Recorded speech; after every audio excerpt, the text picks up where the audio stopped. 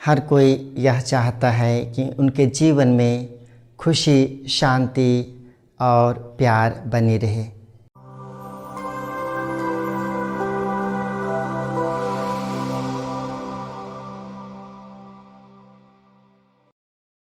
आज के पवित्र सुसमाचार में प्रभु हमें आशीर्वचन प्रदान करते हैं ताकि हम हमारे जीवन में खुशी, शांति और प्यार का अनुभव कर सकें।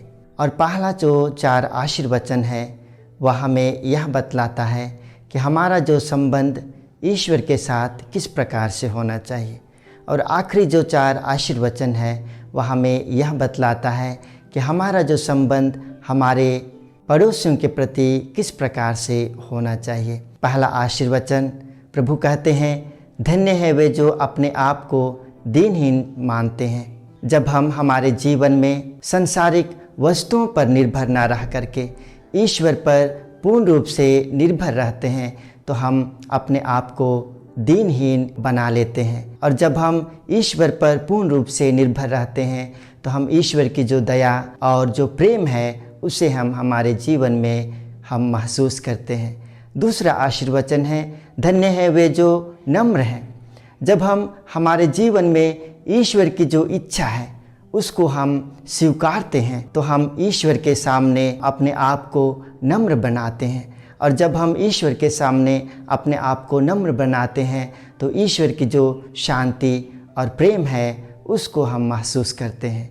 और तीसरा आशीर्वचन है, धन्य है वे जो शोक करते हैं। जब हम यह महसूस करते हैं कि जो हमारा सांसारिक जीवन है वह ईश्वर के शिक्षा के अनुरूप नहीं है और हम उस घड़ी के लिए पश्चाताप करते हैं जब हमने ईश्वर की आज्ञाओं का उल्लंघन किया है, तो हम ईश्वर की जो कृपा है, ईश्वर की जो शांति है उसे हम महसूस करते हैं। और चौथा आशीर्वचन है, धन्य है वे जो धार्मिकता के भूखे और प्यासे हैं।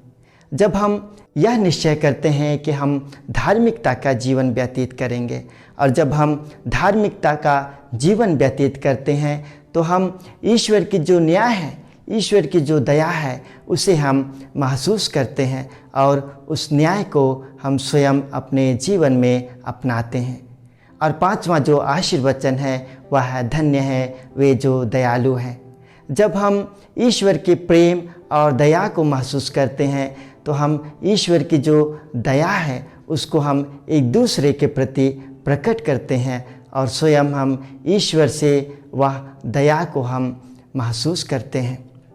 छठवां आशीर्वचन है, धन्य है वे जो हृदय से निर्मल हैं। जब हमें यह लगता है कि हमने ईश्वर के शिक्षा के विपरीत चला है और उस क्षण के लिए हमने पश्चाताप किया है तो हम आध्यात्मिक रूप से अपने आप को पवित्र किया है।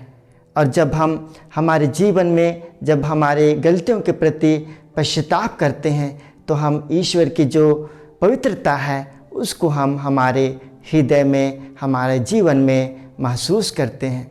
और सातवां आशीर्वचन है, धन्य है वे जो मेल कराते हैं। जब हम ईश्वर की जो न्याय है उसको हम स्वीकार करते हैं और महसूस करते हैं और जब हमारे जीवन में यह देखते हैं कि हमारे किसी व्यक्ति के प्रति अन्याय हो रहा है तो हम उसके प्रति अन्याय नहीं होने देते हैं बल्कि उससे हम मेल कराते हैं और उसे न्याय कराते हैं। और आठवां आशीर्वचन है, धन्य है जो अत्याचार सहते हैं। जब हम ईश्वर की आज्ञाओं को स्वीकार करते हुए ईश्वर की इच्छा के अनुरूप अपना जीवन व्यतीत करते हैं तो ईश्वर के नाम पर अत्याचार सहते हैं। लेकिन जब हम ईश्वर के नाम पर अत्याचार सहते हैं तो ईश्वर हमारा साथ देने के लिए हमारे साथ रहता है और उसकी आशीष और कृपा हम पर बनी रहती है।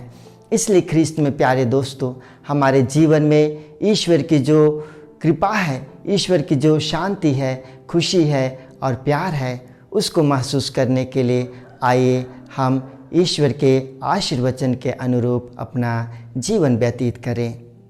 आमीन।